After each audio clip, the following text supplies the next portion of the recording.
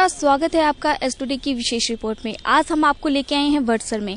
हम बात करेंगे आने वाले विधानसभा चुनावों की और बड़सर में हुए कांग्रेस के 4.5 वर्षों में विकास कार्यों की। सबसे पहले हमारे साथ कांग्रेस के युवा अध्यक्ष हैं बड़सर से, आइए उनसे बात करते हैं कि कांग्रेस के 4.5 वर्षों में कितना विकास जो है वो बड़सर का हुआ है और क्या क्या कार्य हैं जो कांग्रेस नहीं कर पाई है। सबसे पहले तो मैं आपका स्वागत करती हूँ एसटुडे में कि आप हमसे बात कर रहे हैं, उसके लिए बहुत बहुत शुक्रिया। सबसे पहले आप ये बताइए कि कांग्रेस के 4.5 वर्षों में जो विकास बड़सर में हुआ है वो कितना हुआ है। मैं सबसे पहले आप सबका धन्यवाद करता हूँ कि इस चैनल के माध्यम से युवा को शक्ति को बोलने का एक मौका मिला, इसके लिए आप बधाई के पात्र हैं। मेरा कहना है कि पिछले 4.5 वर्ष में जो विकास कांग्रेस ने माननीय सीपीएस और राजा वीरभद्र सिंह के नेतृत्व में हुआ है वो बहुत ज़्यादा विकास हुआ है।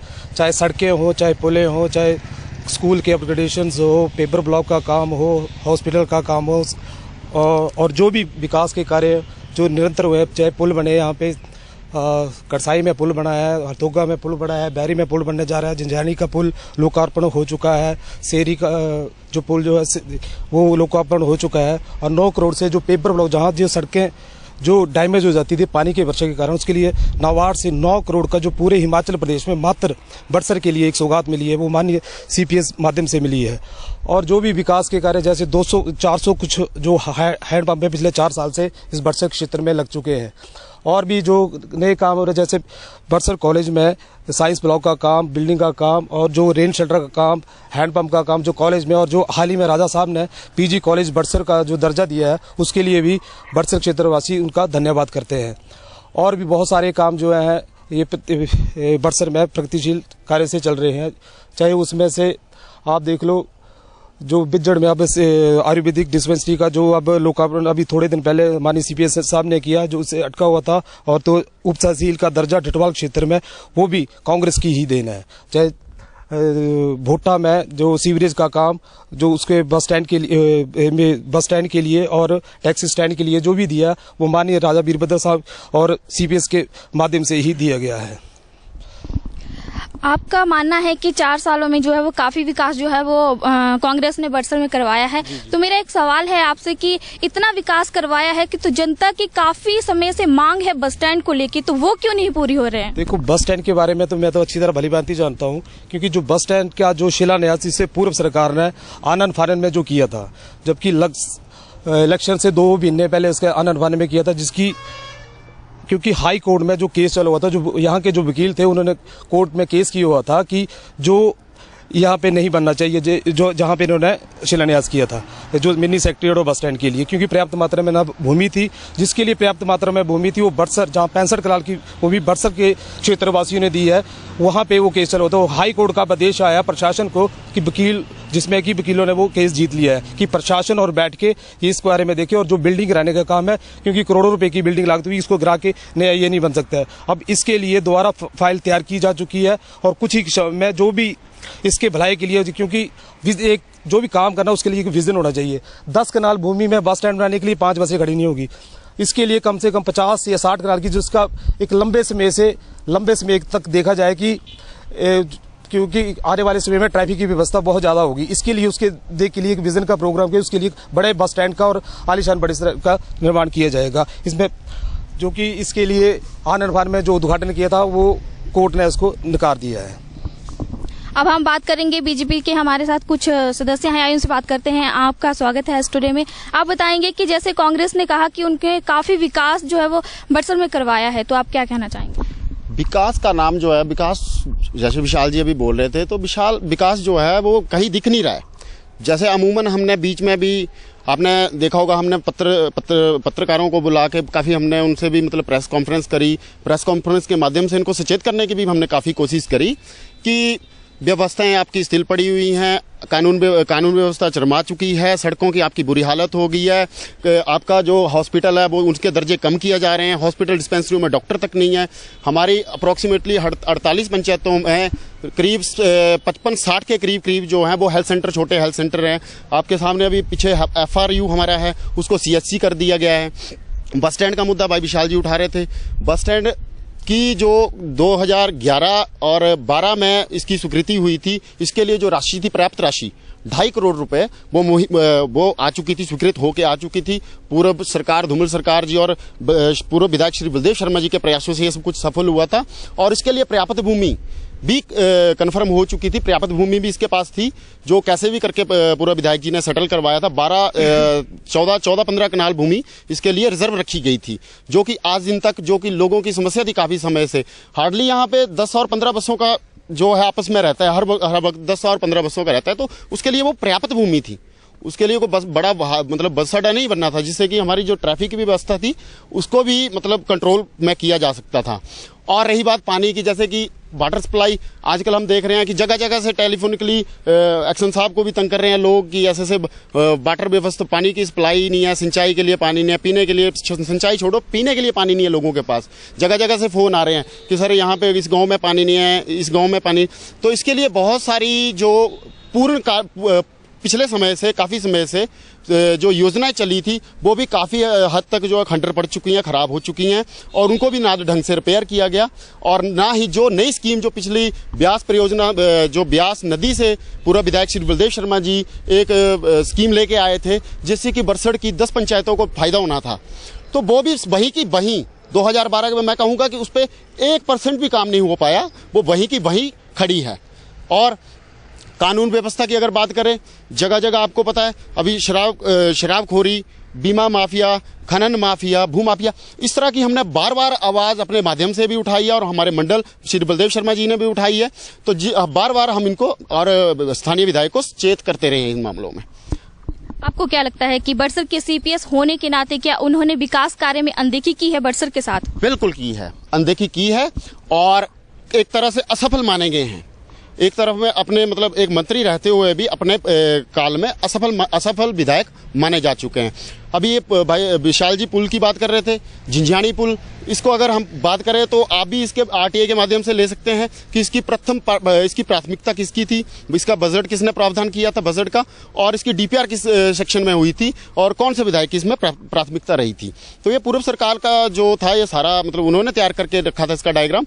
और अभी ये शिलान्यास आते हैं तो दिखाने के लिए कुछ नहीं होता है, तो सीएम जी आते हैं, बरसड़ का दौरा करते हैं, तो उनसे कुछ ना कुछ तो करवाना होता है। तो जहां पे हमारे माननीय सांसद श्री अनुराग ठाकुर जी का हक बनता था, क्योंकि ये सेंट्रल गवर्नमेंट की देन थी, ये पुल का जो पैसा था वो सेंटर से आया था, लेकिन वहां पे ये अपनी कमियों को छुपाने के लिए सीएम जी को बुला के वहां उनसे उद्घाटन करवाते हैं। उसके विरोध में हमने बीच में थोड़ा सा प्रदर्शन भी किया था उनके खिलाफ, थोड़ा सा कि सर ये गलत हो रहा है, तो उसको दिखाने की भी कोशिश की थी, वो भी पत्रकारिता के माध्यम से लोगों तक पहुंचा हुआ है।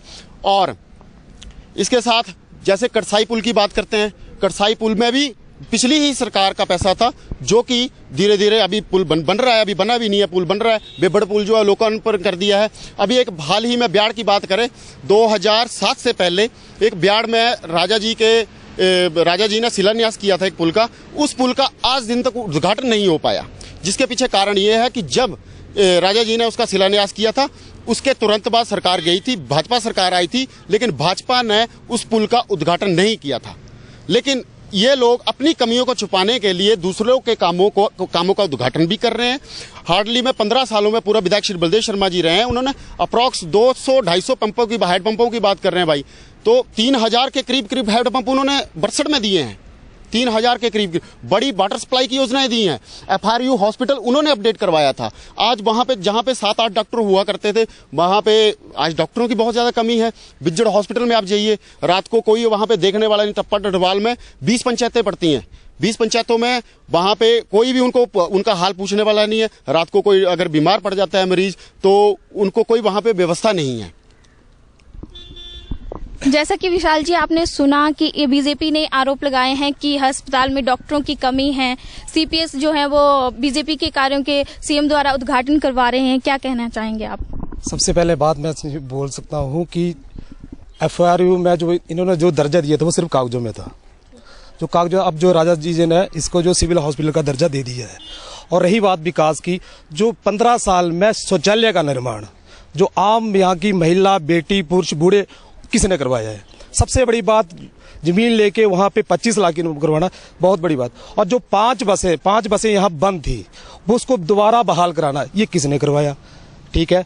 और सबसे बड़ी बात रही सड़कें, हर बात में बोल रहे हैं कि उन्होंने किया, ये जनता जानती है कि कौन काम करवाता है, किसके कार्यकाल में गुंडागर्दी थी, किसके कार्यकाल में डर का माहौल पैदा था। सब लोग यहाँ की पढ़ी लिखी जनता है।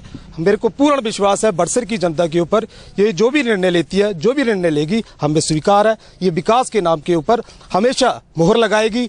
यहाँ पे कोई गुंडा राज नहीं, कोई गुंडा राज तत्व, जैसे मर्जी रात को 12 बजे 1 बजे दोपहर को जहां मर्जी घूमो फिरो, कोई यहाँ पे एक प्रकार का, मेरे को भारतीय जनता मोर्चे के प्रधान से मैं पूछना चाहता हूँ, एक घटना बताओ यहाँ पे जो घटना हुई हो जिससे कि प्रशासन ने यहाँ पे ये गुंडागर्दी का बोलबाला हो। एक FIR बता दो मेरे को कि हाँ जी ऐसा गुंडागर्दी की घटना हुई हो। बाकी रही बात जो DPR वहाँ की, तो बलदेव शर्मा जी तो इतना काम करवाया तो हार क्यों गए? आपसे प्रश्न पूछा है विशाल जी ने, आप जवाब देंगे उसका? प्रश्न जो विशाल जी पूछ रहे हैं ये तो जनता का फैसला रहा था। हो सकता है उनमें कोई कमियां नहीं हो, अभी इनमें भी कमियां नजर आ रही हैं। जनता इसका भी फैसला देने वाली है, जनता बहुत जल्द इनका भी फैसला देने वाली है। और एक इन्होंने टॉयलेट बाथरूम बनाया यहाँ पे बरसड़ में, टॉयलेट की व्यवस्था करी जिसका ये ढिंढोरा पीटते हैं। हम इनको सीधा बोलते हैं कि इसका भी आप उद्घाटन करवा दीजिए, इसका भी आप उद्घाटन करवा सकते हैं, क्यों आपकी ये अचीवमेंट रही है।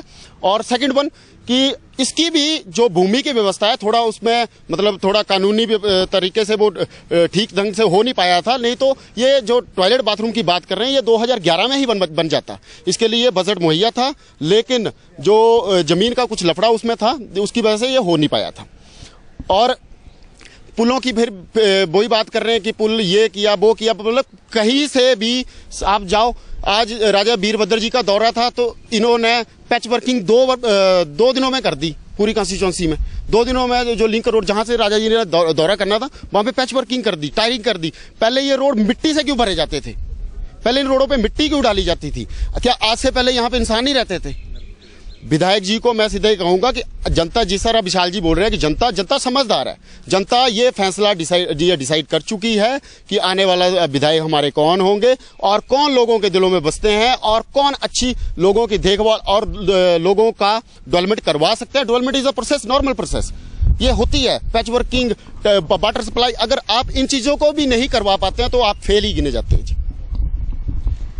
विशाल जी, आपने कहा कि कांग्रेस ने जो है वो काफी विकास जो है बड़सर का करवाया है, ये तो भाजपा युवा के अध्यक्ष से ही पता लग रहा है कि जिन्होंने वो कह रहे हैं कि ये काम करवाए, तो हमें तो बोलने की जरूरत नहीं। ये खुद ही CPS के गुणगान कर रहे हैं कि CPS साहब ने बहुत विकास का कार्य किया, पैच वर्क करवाए, सड़कें बनाई, इसका शिलान्यास किया, पेपर वर्क लगाए, पुलों का उद्घाटन किया, राजा वीरभद्र सिंह किया। तो इसमें तो मेरे तो बोलने की जरूरत नहीं है। ये खुद ही उनका कोई तो ड्रॉबैक तो है नहीं है। ये तो CPS साहब की एक ईमानदारी दरिया दिली है कि हर लोगों का काम बिना निष्क्रिय भावना से किए हुआ है। आप जो मर्जी चाहिए, यहाँ पे कोई डायरेक्ट आके उनसे मिले, उनपे कोई नहीं, बीजेपी का या कांग्रेस का है, बहुत दरिया दिल वाले नेक इंसान के लोग की कभी बुराई नहीं होती है। मेरा तो मानना है अभी 4 साल हुए उनको काम करते हुए, 4 साल में इतना काम किया। 15 साल वालों ने तो इनको बोलो कि आप एक बीजेपी कार्यकाल में एक कार्य बताओ जिसकी बिल्डिंग बनी हो। बड़सर विधानसभा क्षेत्र में कॉलेज ले लो, SDM ऑफिस ले लो, IPS डिपार्टमेंट ले लो, PWD भवन ले लो,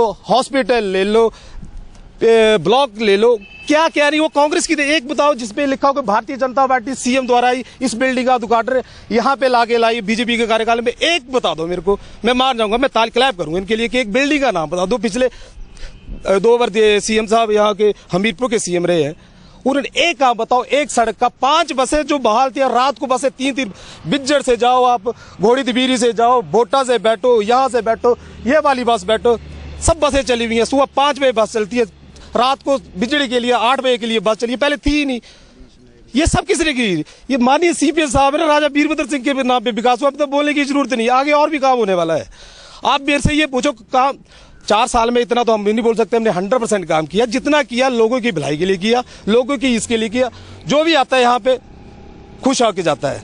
यहाँ पे भय का माहौल नहीं। मैं तो ये पूछ रहा हूँ, भय का माहौल बताओ, कौन सा यहाँ पे खनन राज कौन सा पकड़ा गया बताओ मेरे को, जिसके लॉज हुई हो। आपने जो है वो CPS के गुण गाए हैं और कहा है कि CPS ने बड़सर में काफी विकास करवाया है, तो CPS अस्पताल में डॉक्टरों की कमी को क्यों पूरा नहीं कर पा रहे हैं? अस्पताल की व्यवस्था ऐसी क्यों है? देखो, यहाँ पे 3 डॉक्टर थे, वो MD करने के लिए नाहन चले गए। कुछ कारण के लिए इसमें के लिए ये दर्जा मिल चुका है, कुछ 1 या 2 महीना की पूरी डॉक्टर की व्यवस्था हो चुकी है। ये भी तो थोड़ा सा ये है कि 100 में से 100 काम नहीं हो सकते, थोड़ा इसके लिए देरी है, उसके लिए विलंब के लिए हम लोगों से क्षमा चाहते हैं। कुछ ही एक आधे महीने में डॉक्टर की पूरी भरपाई हो जाएगी और जब आपके साथ अगला डिबेट होगा तो इनके लिए ये मुद्दा भी नहीं रहेगा। दूसरी बात यह है कि आप कह रहे हैं कि सड़क व्यवस्था बड़सर में बहुत अच्छी है। बड़सर का ये एक ठठियार गांव है जहां पे आजादी के बाद आज तक जो है वो पक्की सड़क उन लोगों को नहीं दी गई है, क्या कहना चाहेंगे? उसके लिए चलो हो सकता है नहीं बनी, उससे पहले 15 साल यहाँ विधायक है तो उनके ध्यान में भी तो होनी चाहिए थी। वो भी आप मैं बताऊँ टिल्लू गाँव में सड़क पहुंची है, वो भी तो एक ये था। चौवा गाँव में सड़क पहुंची है। 10-12 गांव ऐसे थे जहां पे पहले सड़क थी नहीं, अब 12 में से 10 में पहुंच के 2 रह गए। उसके लिए भी हम कार्य करेंगे और भगवान ने चाहा तो अगले 1-2 महीने में उसका कार्य भी पूरा हो जाएगा। विशाल जी, आपकी बात सही है, लेकिन ये गांव ऐसा है जो आजादी के बाद 70 साल तक भी लोग सड़क के लिए तरस रहे हैं। उसकी क्या सीपीएस को इतनी याद नहीं आई कि मेरे बड़सर विधानसभा क्षेत्र में एक गांव ऐसा भी है?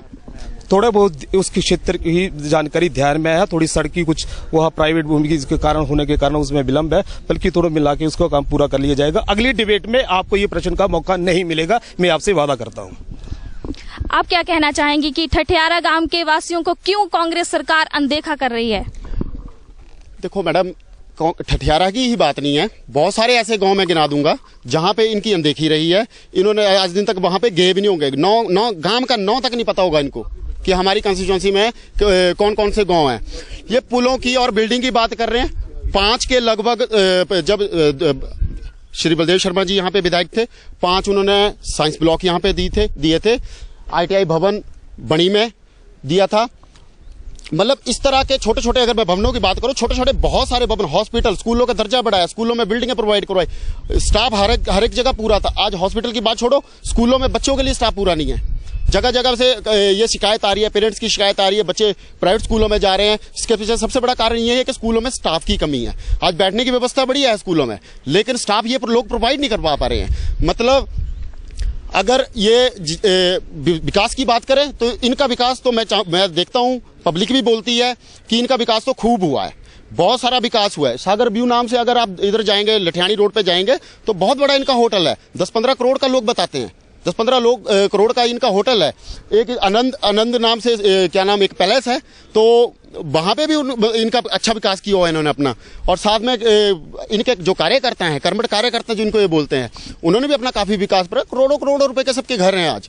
लेकिन जब विधायक इस कंस्टिट्यूएंसी में आया था और इलेक्शन इन्होंने लड़ा था तो 38 लाख रुपए की इनकी अपनी पर्सनल पूंजी थी, 7 लाख रुपए इनकी अपनी लायबिलिटीज थी। आज ये करोड़ों की, लगभग मेरे हिसाब से 400 गुना करोड़ों की जायदाद कहां से अर्जित होगी ये इनके पास? कहां से वो चिराग आ गया जो अलादीन का चिराग कभी राजा जी के पास भी हुआ करता, राजा जी के पास हुआ करता, अभी भी है, लेकिन वो पता नहीं अपने मंत्रियों को भी दे रहे हैं कि किस तरह से ये कर रहे हैं कि इनके पास इनकी जो संपत्ति है वो आए दिन बढ़ती जा रही है, आए दिन बढ़ती जा रही है। इन्हीं 4.5 सालों में 400 गुना संपत्ति होगी। तो मैं कहूंगा कि विकास तो इनका काफी खूब हुआ है, जहां तक ये बोल रहे हैं।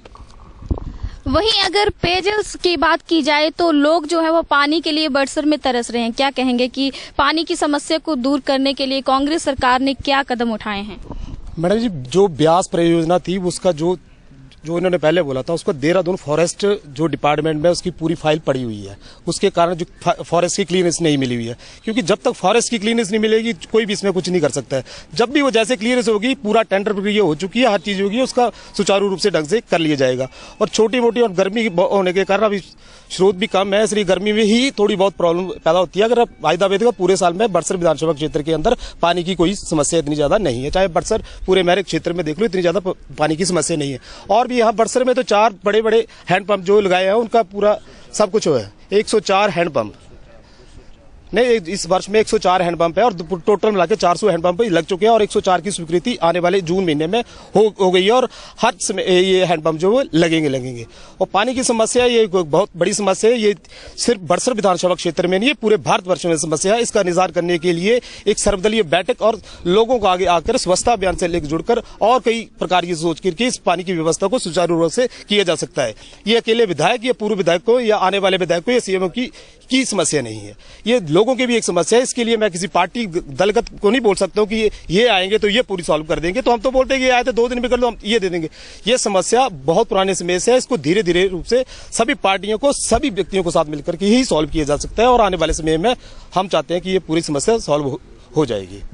विशाल जी, आपने कहा कि कांग्रेस ने काफी विकास करवाया है, तो मेरा प्रश्न आपसे यही रहेगा कि बिजड़ी में एक खेल स्टेडियम भी है, खिलाड़ियों को वहां से क्यों निराशा मिल रही है? उसकी हालत जो है वो दिन ब दिन जो है बदतर होती जा रही है, कांग्रेस क्यों नहीं उसकी देखभाल कर रही है? मैडम जी, उस जो ताल स्टेडियम के आप जो बारे में आप कह रहे हैं, उसका जो ठेकेदार थे वो पूर्व में भाजपा के एक कार्यकर्ता रहे हैं, उनके विलंब के कारण जो उसका कार्य पूरा नहीं हो पाया है। परंतु अब जैसे जैसे धीरे हो गया, अभी उसकी चारों तरफ चार दीवारी हो चुकी है। आने वाले समय में उसको खेल के लिए ही उसका प्रयोग किया जाएगा, क्योंकि पुलिस चौकी की व्यवस्था वहां पे थी। अब राजा जी ने पूर्ण रूप से चौकी जो बिज्जर उसको दे दी है। जब पुलिस चौकी वहां से चले जाएगी और जो पशु इसके लिए चिकित्सा के लिए छुकमों में एक हॉस्पिटल की व्यवस्था कर दी, तो पूर्ण रूप से वो ग्राउंड जो खेल के परिसर के लिए अच्छे रूप से ढंग से आ जाएगा। इसके लिए आप थोड़े दिन महीना भर ये करके फिर पूर्ण रूप से खेलने के लिए तैयार हो जाएगा। इसमें कोई प्रॉब्लम नहीं है। अगर सड़क व्यवस्था की बात की जाए तो बड़सर और महरे में जो है वो लगातार जाम देखा जा सकता है, तो उसके बारे में क्या कहेंगे कि ये क्यों जाम लग रहा है बड़सर और महरे में? एक तो ट्रैफिक की समस्या भी बहुत है, दूसरा बस स्टैंड और कुछ बाईपास ना होने के कारण भी बाजार कंजस्टेड है, थोड़ी पार्किंग भी समस्या, उसके लिए भी ध्यान दिया जा रहा है। ये समस्या जो है सामूहिक रूप से, व्यक्तिगत रूप से नहीं है, सामूहिक रूप सभी व्यक्तियों की है, क्योंकि उसको अगर सही रूप से किया जाए, उसी लिए हम बोल रहे थे कि एक बढ़िया बस स्टैंड का निर्माण जो एक बड़े क्षेत्र में बने, जिससे में कि पार्किंग की समस्या और बसों की समस्या ठीक हो जाए। उसके कारण पूरा ये फिर रोड बिल्कुल आम आदमी के लिए और आम ट्रैफिक के लिए ठीक हो जाएगा। इसके लिए हम इसकी लड़ाई लड़ रहे हैं कि हमारा विजन लंबा है। हम थोड़ा नहीं सोचते हैं कि ये 5 बसें खड़े करने के लिए नहीं सोच रहे हैं। हम सोचते हैं कि आने वाली पीढ़ी डेवलप होगी, उसकी बस गाड़ियां होगी, सब कुछ होगा, वो प्रॉपर ढंग से उसका यूटिलाइजेशन करे। उसके लिए एक बड़ा भव्य बस स्टैंड का निर्माण हो, जिसमें पार्किंग व्यवस्था हो, हर चीज हो उसके अंदर, तो उसके लिए हम कार्य कर रहे हैं। हम छोटी चीज को के लिए ये नहीं कहेंगे कि छोटा काम करने से, जैसे बड़सर का जो हॉस्पिटल का जो पूर्व सरकार ने उसका डिजाइन किया हुआ था, वहां 10 कमरे नहीं बैठ सकते। ये तो दुर्भाग्यपूर्ण रहा कि जो मेरे को तो ये नहीं लगा किस इंजीनियर ने कैसे उसकी व्यवस्था कर दी। चलो आधा जब हमारी सरकार थी आधे से ऊपर बन चुका था, तो उसका निर्माण तो होना था, परंतु उसका निर्माण अगर वही बढ़िया क्षेत्र ढंग से बनता तो 50 बिस्तर का हॉस्पिटल बनना था इतने बड़ी एरिया में। तो मेरे को यह कि यहाँ पे थोड़े अगर पढ़ा लिखा और ज्ञानी आदमी अगर विधायक हो तो हर चीज कुशलतापूर्वक होगी। हम लंबा विजन लेके सोचते हैं, शॉर्ट टाइम में हम कोई भी काम अरेंज करता है जिसकी लोगों के लिए भलाई का काम हो। विशाल जी, आपने माना है कि कांग्रेस बीजेपी ने जो है वो अस्पताल के लिए कम जगह के कारण जो है वो अस्पताल छोटा है, उस बात को मान रहे हैं। लेकिन बीजेपी अगर कांग्रेस की बात की जाए तो इन दोनों में तो दोनों ही सरकारें आती हैं और अपना कार्यकाल पूरा करके चली जाती हैं।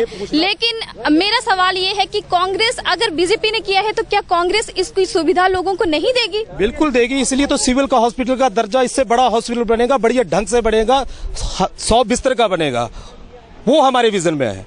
10 बिस्तरे या 5 बसों के लिए काम नहीं करते कि 5 बसें खड़ी करके आप चले जाओ और उसके लिए जाम करो। थोड़ा समय तो लगता है हर काम के लिए, समय लगता है, हम इसलिए काम कर रहे हैं।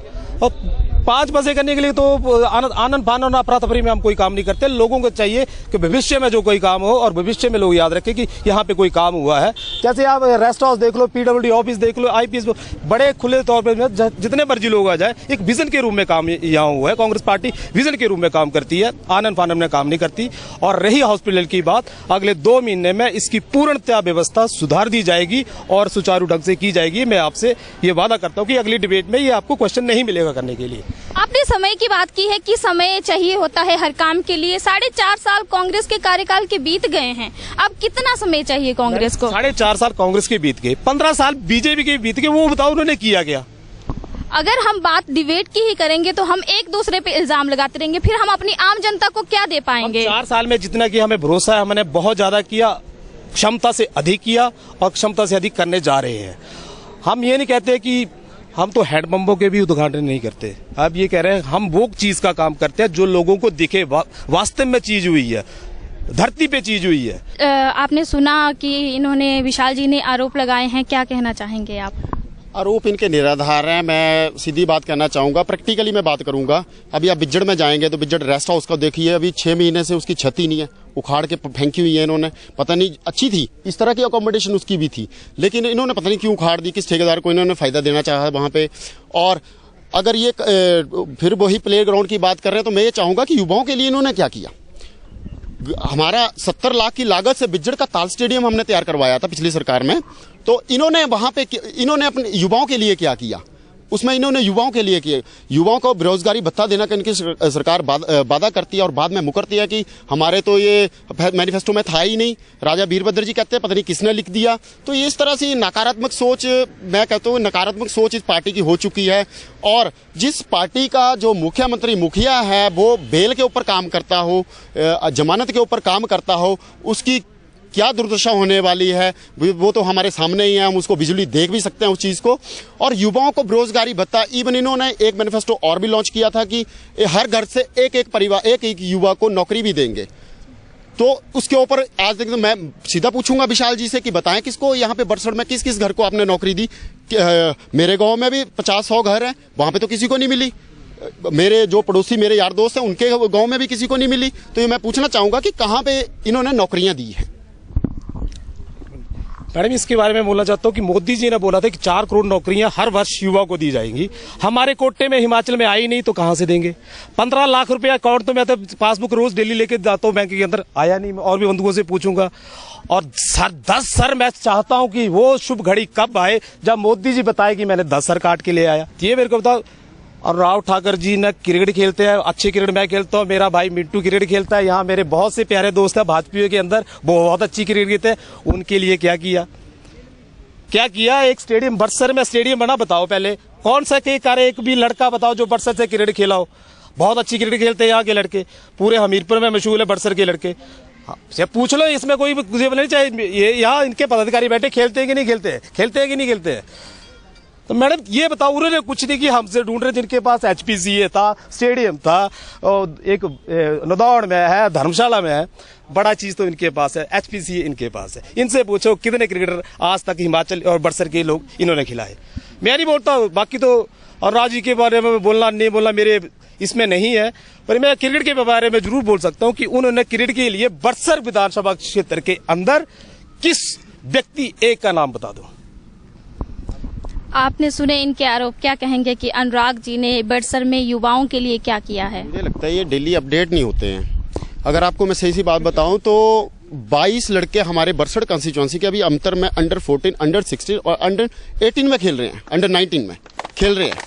तो मैं चाहूंगा कि थोड़ा अगर इस तरह के क्वेश्चन ये पिकअप कर रहे हैं तो बरसड़ की हमारी जो क्रिकेट की टीम है वहाँ पे लड़के खेल रहे हैं। और हाल ही में हमने गांव में गए, हमने गांव में भी लोगों की समस्या देखी, यूथ से हम मिले जाके गांव में, तो वहाँ पे भी हमने देखा कि युवा काफ़ी निराश है। ज़्यादातर युवा की मेजर प्रॉब्लम जो है वो अपने रोजगार को लेके है। मैं बार बार इसी पे क्यों आ रहा हूँ, क्योंकि ये development is the regular process. कोई भी आएगा करवाएगा, पानी की व्यवस्था, बिजली की व्यवस्था, रोडों की व्यवस्था, कोई भी पैचवर्क करेगा। लेकिन जो मेजर प्रॉब्लम इस टाइम है वो है बेरोजगारी की, जिसके ऊपर अभी 4.5-5 साल ही मैं इसको बोलूंगा, अभी खत्म है, कार्यकाल खत्म है सरकार का। तो अभी भी अगर ये बेरोजगारी भत्ते के ऊपर अपनी मेंटेलिटी को सेट नहीं कर पा रहे हैं कि अभी देना चाहिए नहीं देना चाहिए। मैं बताऊं आपको, मेरे पास डाटा भी है, 1,45,000 समथिंग युवाओं की रजिस्ट्रेशन इस बेरोजगारी भत्ते के लिए ऑलरेडी इसमें रोजगार कार्यालय में हो चुकी है। लेकिन उनको ये कह के टाल दिया जाता है, दफ्तरों में आप जाइए, SDM दफ्तर आप महरे में जाएंगे, वहां पे जो 10 कुर्सियां लगी हुई हैं वहां पे सिर्फ 2 लोग बैठे हुए हैं। भीड़ भड़का हो रहा है, लोगों की आए दिन झड़प हो रही है, आए दिन कंप्लेंट्स आती है वहां से कि एम्प्लॉय नहीं है। और खाली बैठने के लिए यहाँ के 8-10 एम्प्लॉय आप बाबा बालकनाथ ट्रस्ट में काम बिठा देते हैं जाके, जहाँ पे कोई काम ही नहीं है। जो पब्लिक इशू उठ रहे हैं, तहसील में आप जाइए, तहसील में लोग तंग होते हैं, लोगों को मतलब किसी भी तरह की हर एक तरह से परेशानी आ रही है। मेरा कहने का मतलब कि लोग रजिस्ट्रेशन अपनी जमीन की रजिस्ट्रेशन करवाने जाते हैं, तो पूरा दिन की बात नहीं, 3-3, 4-4 दिन उनको यहाँ पे आना पड़ता है। कभी तहसीलदार जी नहीं मिल रहे हैं, कभी कोई नहीं मिल रहा है, कभी कोई नहीं मिल रहा है। तो मतलब इस तरह से ये खोखले बातें इनके। अभी ये क्या करेंगे, अभी तो कार्यकाल खत्म है, अभी जनता जानती है, जनता के सामने सब कुछ है, अब सच्चाई पेश करने का कोई वो नहीं है। अभी जब शुरू में ये आए थे लोगों ने इनके ऊपर बहुत विश्वास किया था लोगों ने इनके ऊपर कि चलो 15 साल हमने दाल चने की काली दाल खाई ना, वो अभी ये राजमा खाने का मौका मिलेगा, इंद्र जी को जमाओ। लेकिन लोगों ने सिर्फ 2 सालों के अंदर ही इस विधायक को डिफीट कर दिया था, फेल करार दे दिया था। और खासकर इनके अंदर की आवाज है वो, सीताराम भारद्वाज जी इनके प्रदेश के सचिव रहे हैं, अभी उन्होंने निष्कासित किया है उनको। तो उन्होंने सीधा ये बोला था कि ये तो फेलियर विधायक गिने जाते हैं जी, बरसड़ में ऐसा विधायक कभी हमने नहीं देखा, और ये अपने आप में एक फेल विधायक साबित हुए हैं। मैडम इन्होंने कहा कि सीताराम भारद्वाज जी फेलियर, वो उनका कहना है, वो तो संगठन में मेरे से भी जूनियर है, वो तो एक लेवल पे आए थे, उन्होंने एक पोस्टरबाजी की थी, वो पिछले 5 साल पहले आए थे, उन्होंने पोस्टर लगाए पार्टी के लिए दिए, वो तो बड़ी बात बोल सकते हो। मैं इनको बोलना चाहता हूँ कि इनके अभी हाल ही में 3-4 या हफ्ता पहले माननीय हमारे स्वास्थ्य मंत्री जी आए थे। मैं पूछना चाहता हूं कि वहां पे तो एक टीम दिखी जो भारतीय जनता मोर्चे के थे, पर कि अध्यक्ष जी ने मेरे को वहां पे दिखाई थी, तो इनके अंदर भी यहाँ पे बहुत तगड़ी गुटबाजी चली हुई है। यहाँ जी एक भारतीय जनता पार्टी लगनी है, बलदेव जनता पार्टी है, कमल जनता पार्टी है और एक राकेश जनता पार्टी है। एक भारतीय जनता पार्टी तो मेरे को बरसर विधानसभा क्षेत्र के अंदर तो नजर आती ही नहीं है। आपका भी एक मंच के ऊपर इनके लीडर को बता के देगा, कोई नहीं आएगा। तो सबसे बड़ा दुर्भाग्यपूर्ण प्रदेश देश के स्वास्थ्य मंत्री बरसर विधानसभा क्षेत्र में कुछ युवा कार्यकर्ताओं ने उनका स्वागत किया, उसमें उनके सांसद भी थे, परंतु मेरे को भारतीय जनता युवा मोर्चा का कोई प्रधान समेत कोई भी पदाधिकारी वहां पे नहीं मिला, इवन तक कि पूरा विधायक नहीं मिले। तो ये क्या है, मैं जानना चाहती हूँ ये क्या चल रहा है बरसर इनके अंदर। ये पूरे की पूरे नेस्तनाबूद है, यहाँ पे इनका कोई आधार नहीं है, 4-5 टुकड़ों में बंटी हुई है। कांग्रेस पार्टी से कोई फर्क नहीं पड़ता है। सीपीएल साहब जी एक अच्छे मार्जिन से यहाँ से जीतेंगे और लोगों के विश्वास लेकर यहाँ से जीतेंगे, हमारा पूर्ण वादा है। विपक्ष का काम है बोलना, ये बोलते रहेंगे, हमारा काम है काम करना और धरती पे काम करेंगे, हम काम करते जाएंगे। यही बोलना चाहता हूँ मैं इनसे। हमारे साथ यहाँ समाज सेवी संगठन भी है, उनसे भी बात करेंगे कि क्या वो मुद्दे लेकर इस बार चुनावों में, विधानसभा चुनावों में आएंगे। सबसे पहले तो आप ये बताइए कि आप इस संगठन से हैं, तो आप क्या मुद्दे जो हैं वो आने वाले विधानसभा चुनावों में लेके आएंगे। मैम देखिए, सबसे बड़ा मुद्दा जो है बरसर कॉन्स्टिट्यूएंसी के अंदर हमारे अंदर है जो भ्रष्टाचार है, सबसे बड़ा मुद्दा। क्योंकि कोई भी काम तब तक पूरा नहीं हो सकता जब तक ये भ्रष्टाचार खत्म नहीं होगा। जब तक ये भ्रष्टाचार है, होड़ लगी रहेगी कि मेरा काम पहले हो, मेरा काम पहले हो, मैं इतना पैसा खिला सकता हूँ, मैं इतना पैसा खिला सकता हूँ। हमारा सबसे मेन मुद्दा है कि बरसर कॉन्स्टिट्यूएंसी जो है वो भ्रष्टाचार खत्म करना है। 15 वर्ष जो थे वो बीजेपी सरकार ने यहाँ पे बिताए, 5 वर्ष कांग्रेस सरकार के पूरे होने वाले हैं, लेकिन मैं जहाँ तक जानता हूँ तो ये भ्रष्टाचार वाला काम जो है यहाँ से खत्म नहीं हुआ।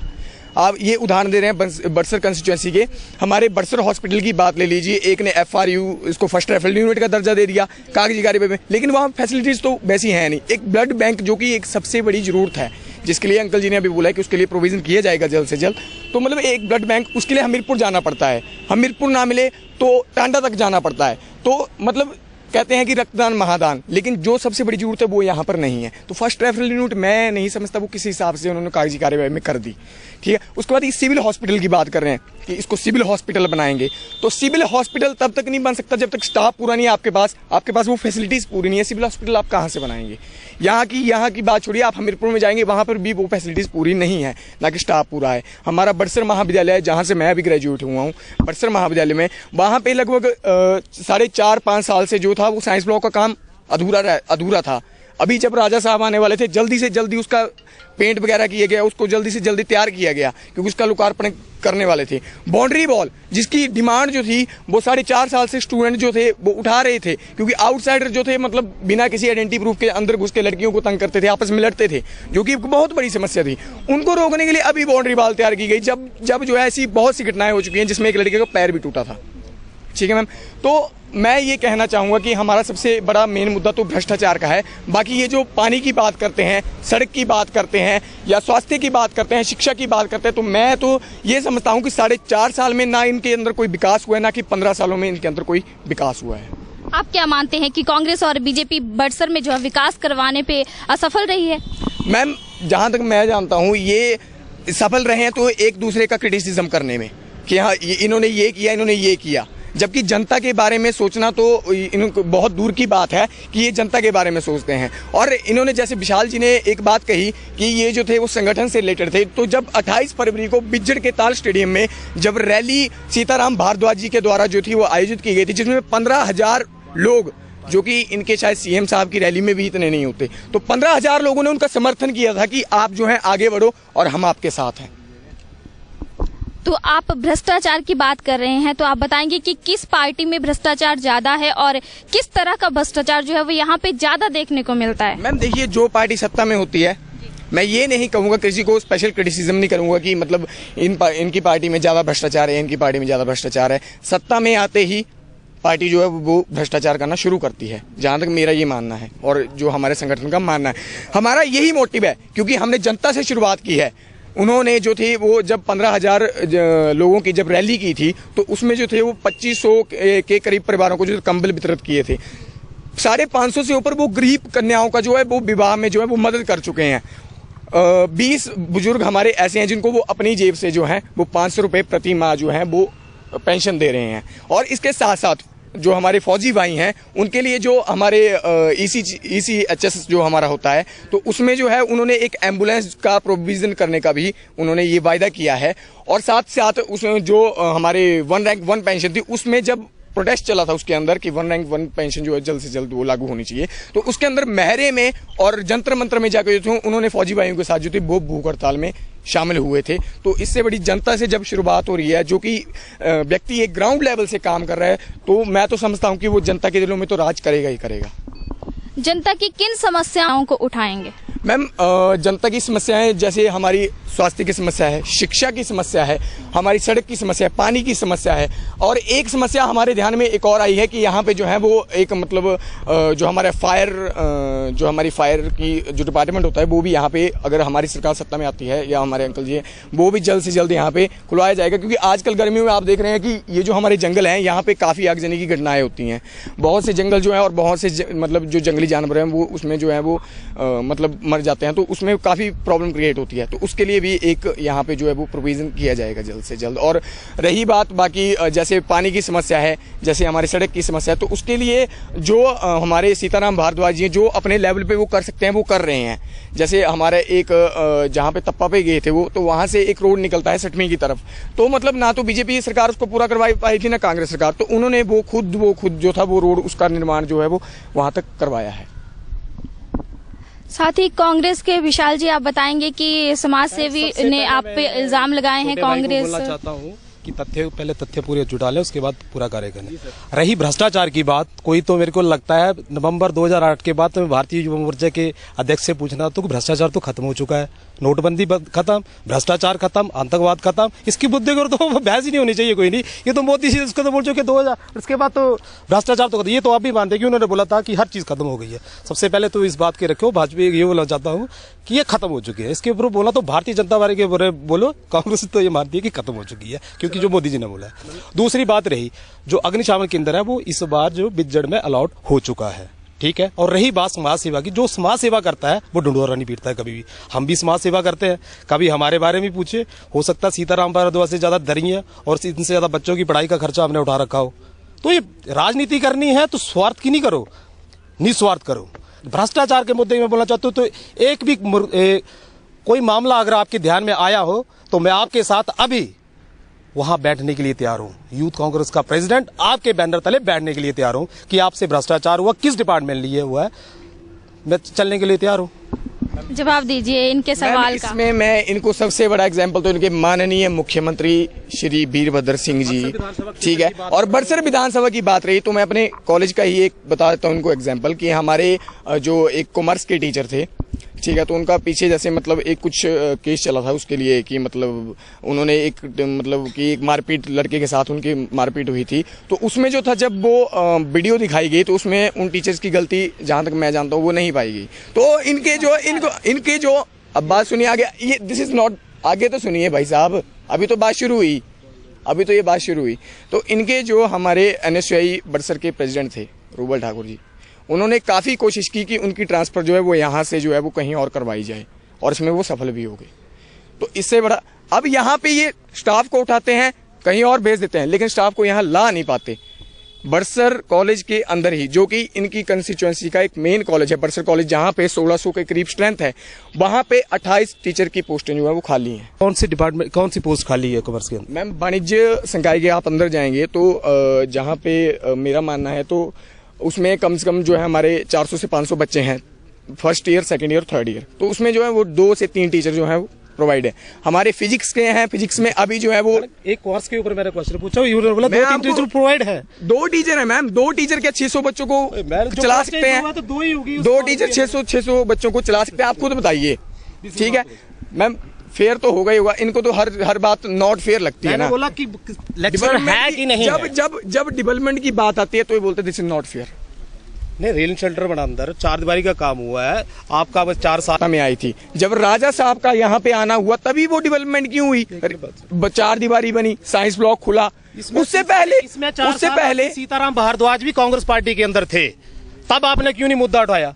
आप स्वार्थ की राजनीति आपके आड़े आ गई कि आपने इलेक्शन लड़ना है, तो आपको ये 4 साल आपको ये लगा कि आप 4 साल का भी नहीं हुआ है। इसका स्पष्टीकरण दीजिए पहले मुझे। मैं एक बात इसमें आपसे कहना चाहता हूँ, अगर आप सीताराम भारद्वाज से इतना ही जलते हैं, मैं क्यों चलूं? सुनो मेरी बात, मेरा क्या चल रहा है? देखिए, आपने बोला कि वो आपके साथ जब मैं इस बात से बिल्कुल सहमत हूँ कि 2012 के अंदर जब इनका जो इंद्रदत्त लखनपाल जी जब हमारे यहाँ के एमएलए बने थे, तो उनके अंदर सीताराम भारद्वाज जी ने उनका साथ दिया था, काफी हद तक इनका साथ दिया था, बहुत साथ दिया था, ठीक है। लेकिन अब जब वो जय जवान जय किसान सेवा संगठन के तौर पे जो है वो लोगों के लिए काम कर रहे हैं, तो उस जलन के कारण इन्होंने जो था उनका निष्कासन करवा दिया। लेकिन बेशक इन्होंने उन्हें पार्टी से निकाल दिया, लेकिन जब वो तप्पा में जो थे वो सिक्कों के साथ जब सीताराम भारद्वाज जी तोले गए थे, तो जनता ने एक बात कही थी कि बेटा आपको चाहे बीजेपी से निकाल दे चाहे कांग्रेस से निकाल दे, लेकिन लोगों के दिले से जो है आपको नहीं निकाल सकते। पिछले 2 महीने, आगे के 2 महीने के लिए हर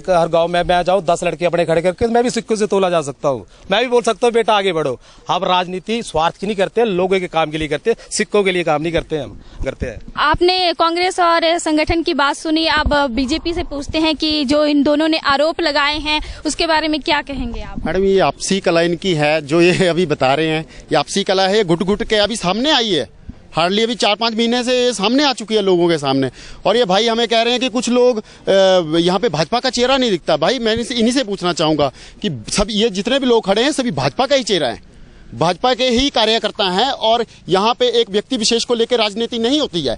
अगर ये कहते हैं कि अगर श्री माननीय हमारे मंत्री हैं जेपी नड्डा जी अगर इस रोड से निकलते हैं और कोई दुकानदार उठ के अगर उनको फूल माला पहना देता है और उसकी भी टिप्पणी करते हैं, तो ये तो हाईवे यहाँ से तो मैं समझता हूँ कि शाम को हो सकता है कि 10 सांसद या एमएलए या मंत्री को निकलते हों, तो हर कोई इस चीज़ को नहीं कर सकता। और इस तरह हमारा एक अभी जो था त्रिदेव सम्मेलन था, और इस तरह की हमें कोई नोटिफिकेशन नहीं आई थी कि हमने उनका स्वागत करना है। नहीं तो ये तो एक पार्टी का फर्ज है, अगर कोई बड़ा नेता हमारे पास आता है, हमारे गांव में हमारी जमीन पे आता है, तो हमें नोटिफिकेशन होती है तो हम उनका वेलकम करते हैं, बार वेलकम। तो ये तो होची राजनीति में इसको कहूंगा कि एक दुकानदार अगर किसी का अपने मुंह से वेलकम करता है और उसको भी मीडिया में उछालते हैं कि इन्होंने नहीं किया उन्होंने कर दिया, तो ये तो बहुत गलत बात है।